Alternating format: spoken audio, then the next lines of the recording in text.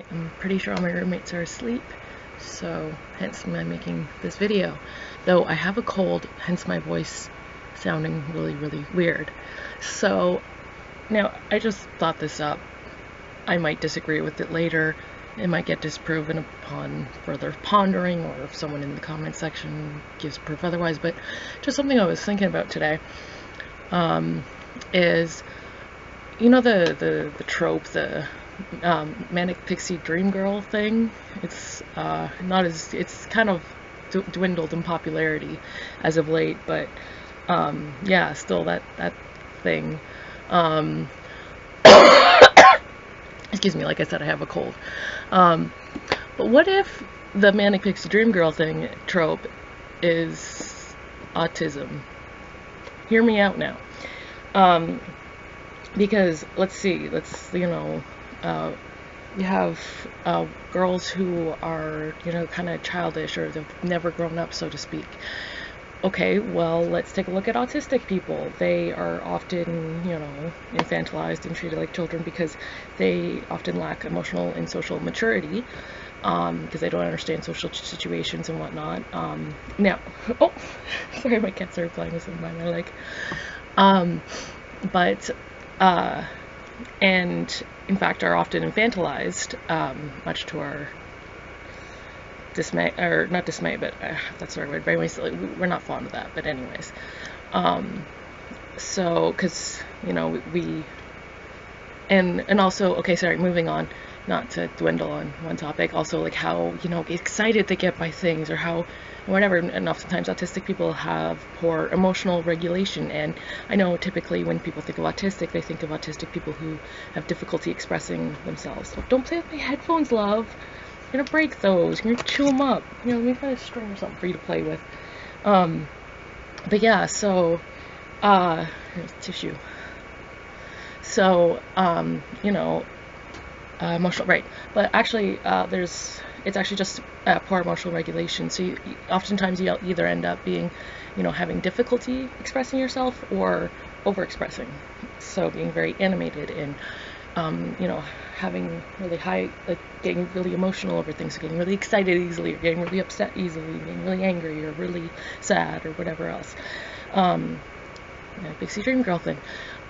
Getting really into stuff and really fascinated by things, or like finding beauty in all things. Well, autistic people tend to everything is since our senses are a lot stronger because of our sensory processing disorder, and we notice more, the world's brighter, colors are more vibrant, and that sort of thing. Which the colors thing, I'm not 100% sure, because I remember hearing that all growing up. And then when I was finding out I was autistic, I remember when I was taking these online color test thingies,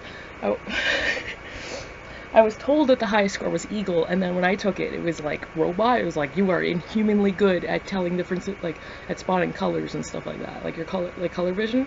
So then I thought about it, like back to like every time I took one of those color vision tests, I always got like better than the best. So I was like, I wonder if I'm like actually seeing more colors, or colors are more vibrant to me than other people. It's interesting.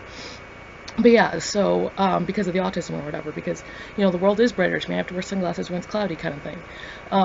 And I'll like, the reason why I started thinking about this right now is because like 4:30 in the morning, I was like, I want brownies, so I went and fucking made some brownies.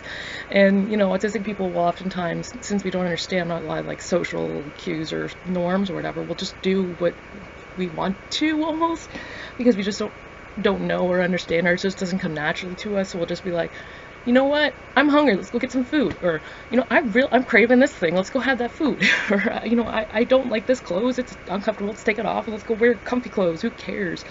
And I want to wear my thingy from my show because I really like my show. It's my special interest and whatever else. So that's just a little theory that I'm working in, because the thing is that autism autism is often overrepresented in men. Hence, so a lot of times when people look at the statistics of diagnosis, and they're only looking at diagnosis, and they say, they'll say things that are usually actually probably incorrect, that it's more prevalent in men, or they'll say boys, because of course everyone thinks that autism is only in children, and that's another thing that pisses me off.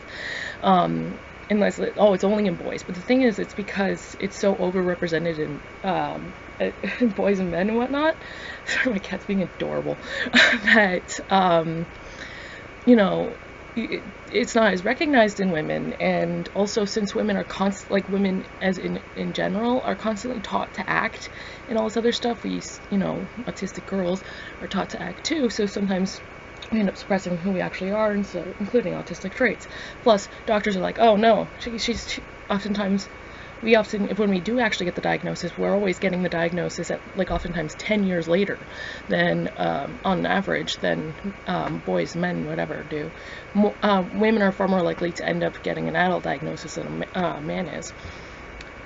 You know, to go to to go into, now people are like, oh, but everyone, other than people who find, oh, Manic Pixie Dream Girl so stupid and annoying, and even I remember seeing this one, I think, cracked video on it. Oh, where you go? Oh, you find something to hide? Anyways, cracked video that said, they called it severe mental retardation, and a common stigma for autistic people is calling it's the R word. So there's that too.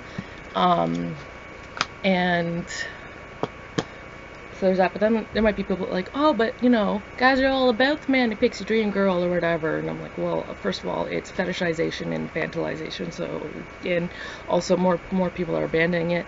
Plus, that's only like in the short term, and once you actually get into the longer term, you know, they end up like getting sick of it or whatever.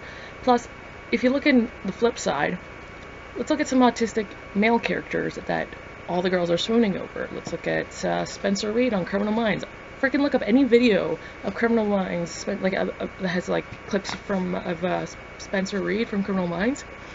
All freaking comments are full of like, oh my gosh, he's so cute, he's so hot, blah blah blah. Everyone likes Abed Nadir in Community, or like everyone likes the cute, socially awkward, autistic guy, and whatever.